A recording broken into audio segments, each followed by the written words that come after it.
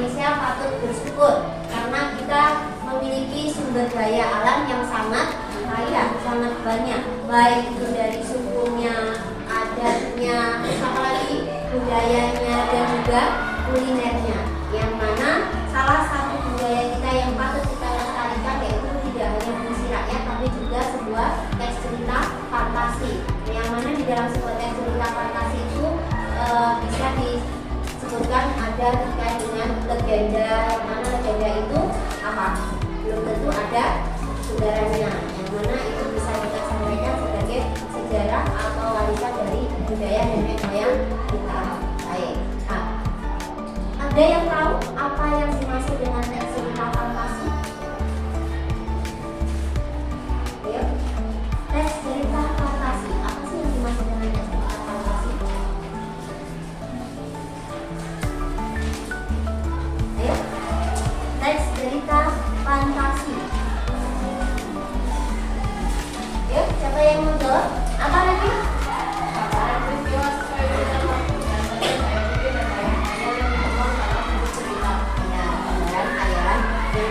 Dalam bentuk cerita. Untuk lebih memberikan pemahaman kalian terkait dengan unsur intrinsik, Bu Dani akan menjelaskan apa sih yang dimaksud dengan unsur intrinsik itu.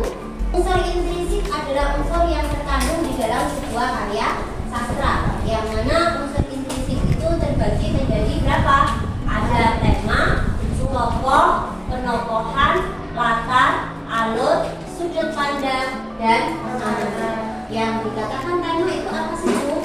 Tema adalah ide yang mendasari sebuah cerita. Berdasarnya apa? Kamu mau buat cerita itu apa? Yang kedua ada tokoh. Yang dikatakan tokoh itu apa Bu?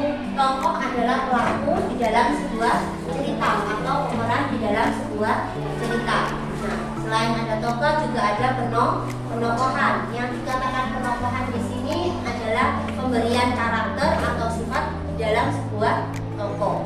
Jadi harus disertai karakternya bagaimana, sifatnya seperti apa. Itu yang dimaksud dengan penokohan atau pemberian karakter. Dan ada juga yaitu latar. Latar sendiri dibedakan menjadi 3. Ada latar tempat, ada latar waktu, dan ada latar suasana. Apa Bu yang dimaksud dengan latar tempat itu? Jadi latar tempat itu di mana peristiwa itu terjadi.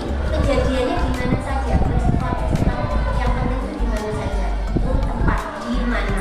Sedangkan latar yang dikatakan adalah latar waktu berarti terkait dengan kapan. Kapan terjadinya? Bisa siang, bisa malam, bisa pagi. Tapi kalian juga harus hati-hati terkait dengan latar waktu itu. Ada di dalam sebuah teks cerita itu tidak memaparkan secara rinci, itu jelas. Maksudnya bagaimana Bu? Dijelaskan mungkin jam 7 pagi, malam hari, atau siang hari, sore hari, tapi ada latar waktu yang dijelaskan secara tersirat. Contohnya, ayam berkokok di pagi. Ayam sedang berkokok, berarti itu sedang latar waktunya pada waktu apa? Pagi, karena ada ayam berkokok. Matahari terbenam, berarti pada waktu sore hari. Jadi tidak dijelaskan entah itu siang, entah itu malam, tapi hanya dijelaskan secara tersirat. Nah, bagaimana dengan latar suasana? Latar suasana di sini adalah latar yang menggambarkan bagaimana suasananya seperti apa. Suasana pada saat peristiwa itu terjadi seperti apa.